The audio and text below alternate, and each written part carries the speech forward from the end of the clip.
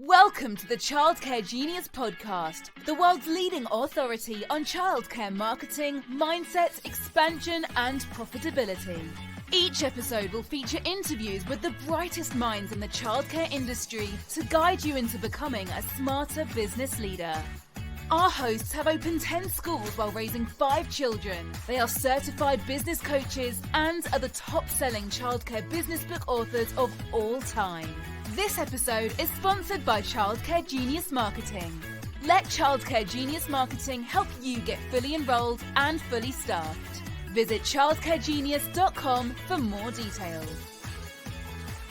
Let's welcome to the Childcare Genius Podcast our hosts, Brian and Carol Duprey.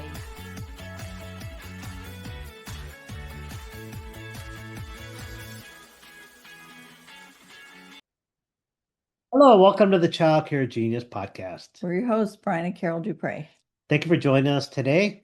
We're so excited to be with you, and I'm more excited to just be with you, Carol, because I love doing these podcasts with you. And I've had to do a couple solo episodes in the last few months where you're tied up with things, so you got a busy life. And Carol does real estate, and she's a grandma, and she's a mom, and she does so much. And sometimes her personal life and her, gets in the way of recording podcasts. So I had to once in a while do it myself. So I'm just so glad your celebrity stardom allowed me to be in my presence today, my love. So thank you for that. You are very welcome. All right. Well, today we're going to talk. We're in part 2 of a 3-part series on enrollment. So the goal over this is to give you a path to getting full. And we've been spending a little bit of time on enrollment in the last 2 months. Reason being is because we're seeing a lot of centers struggling around the country. When grant money ended a year and a half ago or so, we knew that there was just too many childcare centers out there. And because, with all that money sticking around, a lot of people got into the business. Maybe they didn't have any business being in the business. And people that would have gone out of business due to free market forces stayed in because they got a lot of money from the government to do so. So the free market was kind of tampered with for a while. It's starting to correct now. But what's happened is there are too many centers in certain markets, so they're fighting for kids with spots. So it's creating a little bit of enrollment problems in certain states. And we're here today to help you if you're one of the people struggling with enrollment. We're going to give you some help. So if you have not listened to the part 1 episode, that was last week, you'll want to go back and review that one, maybe even stop this and go back and watch that on YouTube and then come back to this episode. But it doesn't really matter in which order that you do watch these. They all kind of go independently of each other. But today we're going to talk a little bit more about different ways to get full enrollment. Parents used to find you in the newspaper or the yellow pages. We were watching a movie the other day and they had yellow pages out, an old yellow page, like it was antique. And I was like, I remember paying $500 a month to advertise for this tiny little ad in the yellow pages. And if you're under 25, you probably don't even know what a yellow pages is. They're yellow and they were pages. And it was like 3 inches thick. And that was just for where I lived, where we were. I can imagine how thick it would be in like New York City. The yellow pages were the businesses. And the white pages were personal people. Yeah. Imagine everybody had a listed phone number. You could literally call anybody in your area. You had to pay to not have your number listed. It was like you had to pay to opt out. The privacy people would never allow that nowadays, right? Well, now you're all listed. They just have to Google you. Yeah, but a lot of times it's hard to get somebody's phone number. Because it's cell phones, So you don't post it. But everybody on the planet. So you could, if you're a crank caller, it was a paradise. You could just get on there, or if you're a telemarketer. Yeah. I used to do cold calling in real estate. So you just get up the phone book and just start calling. Yeah. Hey, have you ever thought about selling your own? And there were a lot of telemarketers back then. You were a cold caller or I was? Okay, I'm sorry. Carol did allow that for me when I was a real estate agent. I did some. You did a little bit. Yeah. All right. So first thing you want to do is start working on your online visibility because like I was saying, people aren't going to the yellow pages anymore. They're going online to find you. They're not looking in the newspaper. They're not looking at magazines. They're not looking at a shopping cart in the store or a billboard in the grocery store. Right.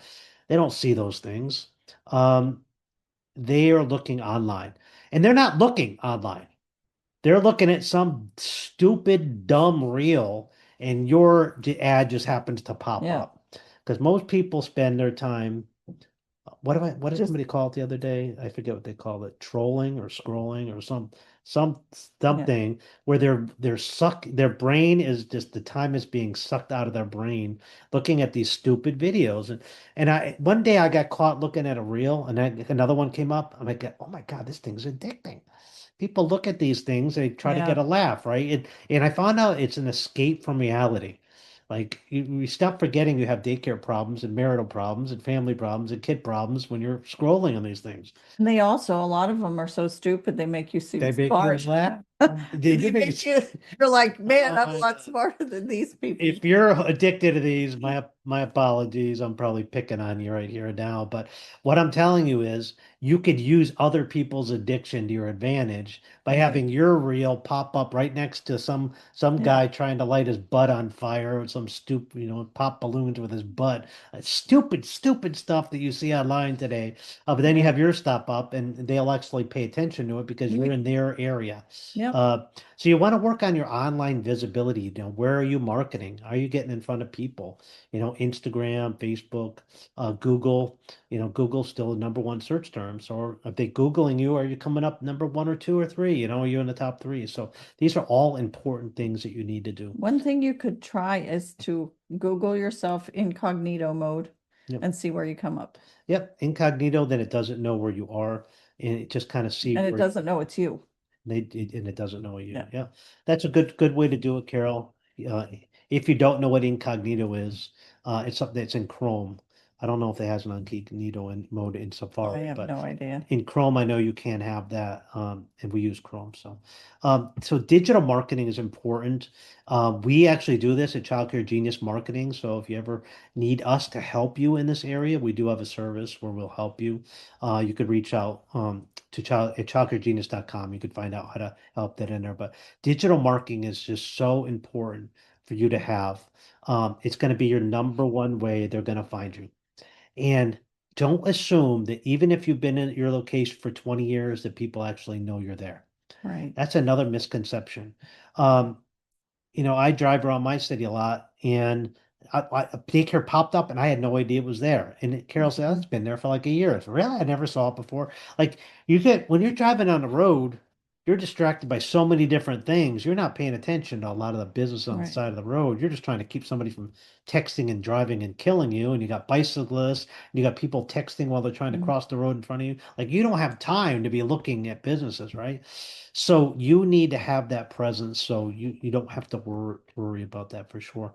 The next thing is a referral fee process. Word of mouth is really close to non-existent today. The only word of mouth that's out there is if you do something wrong. Yeah. Mommy groups are great for word of mouth when there's something wrong, right? They want to go complain. I don't say the real word I call it, but they're just bad. Bad is like a snowball going downhill. It just picks up one steam. person says something bad, everybody piles on. And it's like the telephone game where the story gets worse and worse and worse, and the tails grow taller on down the line, right? And that's exactly what happens. But bad news. Good news doesn't travel very far. Yeah. And it doesn't travel very fast. And it doesn't go person to person. It goes maybe to one. So you need to have a referral program in place that pays people for helping you out. And it can't be a $25 gift card, because that is not going to excite somebody to put their neck on the line referring you, because that's what they're doing. Because if something happens to their kid at your center, they're blaming you for referring them. So they're not going to put their neck on the line for $25. I can tell you that. It's got to be at least $200. And you need to give them cash. Cash is king in the referral game. When was the last time most of your parents saw a crisp, brand new $100 bill? Everybody pays with their cards nowadays. Who uses cash? So you hand them 2 crisp $100 bills, they're going to have a hallelujah breakdown right in your lobby. They're going to be like, praise the Lord Jesus, right? They're going to be like, they haven't seen $100 bill since, since Reagan was president, right? They're going to be like, oh my A God. lot of them weren't alive when Reagan was president, Brian. Okay, they're grandchildren. Yeah. Oh my God, am I dating myself here? All right. I was going to say Johnson, but I don't even know if I was alive when Johnson was president, right? Well, Lincoln's on the bill, so he wasn't president, but he's on a 5. Who's on the 100? Hamilton? Ben Franklin. That to call it Ben Franklin's. So you had him 2 nice, crisp Ben Franklins. Wasn't even a president. They're going to be excited. And here's what I found out. When you hand a lady $200 bills, the odds of her telling her husband that she got 2 crisp $100 referring is probably close to 0. Am I right? I'm asking. And on the flip side, if you hand it to the husband, he's not going to tell his wife either. Oh, we'll tell 100%. Oh, yeah, okay. He's like, wow, I got $204 allowance this week. Yeah. You're right. The guys will probably be the same way. But anyway, the reason being is how I got this. I remember handing a $200 referral fee to a parent one time. And she goes, whatever you do, do not tell my husband they gave me this. I was like, why? She goes, I'm going to have a spa day. Like she would never do that on her own, but it's like free money that was found, right? So I was okay, I promise I won't tell him. So that what gave me the idea to always use cash from that point forward. And there's a legal way to do it. It's got to talk to your CPA. Basically, you're giving them $200 of their tuition back. So you're offsetting against their tuition. So it's a credit against the past tuition that they paid for you. So it actually lowers their tuition they paid you by 200. Technically, that's how you legally do it. You're giving them basically $200 refund on money they've already paid you. So that's how you make it legal. Because there's always CPAs that say you can't do that legally. I'm like, I call bull crap on that because yes, you can. I've been doing it for years. And if your CPA tells you can't, just get a new CPA that tells you can't. All right, it is perfectly legal. I've checked with the IRS. You're good there. All right, you just got to know how to account for it in the books. All right, strategic partnerships. This is a good one because there are businesses out there that deal with children. What are some examples, Carol? Oh, there's a lot. There's resale shops that are children only. Yeah. There's of course children's clothing stores. There's a lot of salons that just do children. True. Specialize in children. There's children's dentistry. There's pediatricians. OBGYNs. They're getting future children, right? Pregnancy resource centers, another good one. There are children clothing stores, thrift stores. So there's a lot that deal with just children. You need to have a partnership with them, which says that, hey, I'll put your brochures on my counter if you'll do mine on yours. And you work as a strategic partner and you each cross promote each other. You can put each other on your own websites. It helps if they're close to you. Where you can make a board and they have you up on their board, but it's really close. It works out really good. Yeah. And the next one is business partnerships. Yeah. So we partnered with a company that's a healthcare provider in our area, and we gave a 10% discount to all their employees. They have hundreds of employees in the area. So you could partner with healthcare organizations, hospitals, casinos. One of our clients is partnered with the city. City of Bangor, yes. So you could partner with cities in your area. So state and federal or municipal employees will be a priority in your center and even give them a discount on it as well. So find business partnerships. Companies love to give a benefit to their employees that costs them nothing. Right.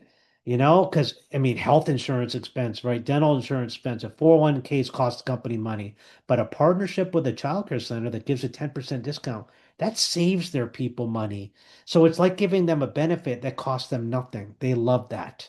So find some strategic partnerships that you can give a process, give a 5% or 10% discount. If you have to raise your rates to kind of compensate for this loss, it's no harm in that. Next time you raise your rates, you could do that.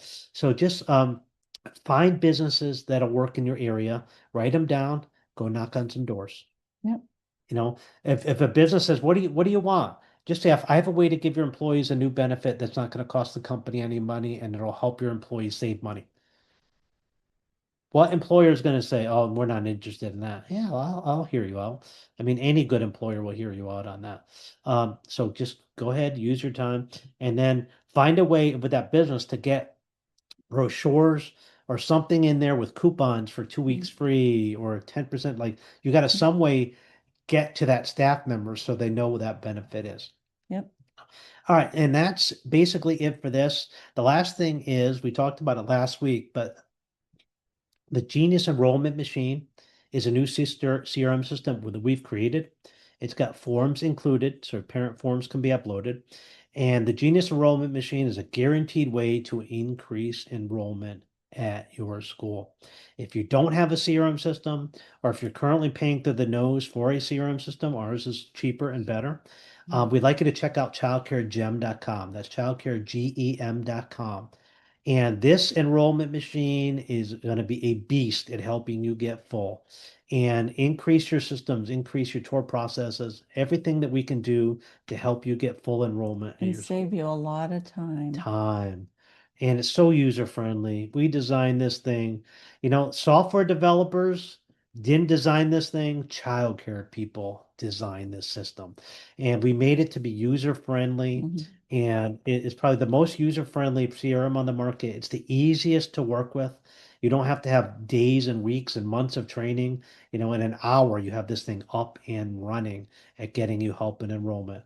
And it's going to increase enrollment. And we guarantee, we have money back guarantee on it that's ironclad. So check out childcaregem.com. So all these things in recap, work on your online visibility, work on your digital marketing, get that systems in place. If you need help, reach out to us at Childcare Genius Marketing. Put referral fee program in place to make sure you have ironclad, make sure you always give cash, and find a way to notify parents of this referral fee. And you got to kind of remind them every month or two because they'll tend to forget. Have strategic partnerships with pediatric dentists, children's clothing stores, pregnancy resource centers, OBGYNs, children's dentists, like pediatricians, all these things. Have partnerships with them. Work on business partnerships with strategic companies that have at least probably 50 to 100 employees in your market. That would be great.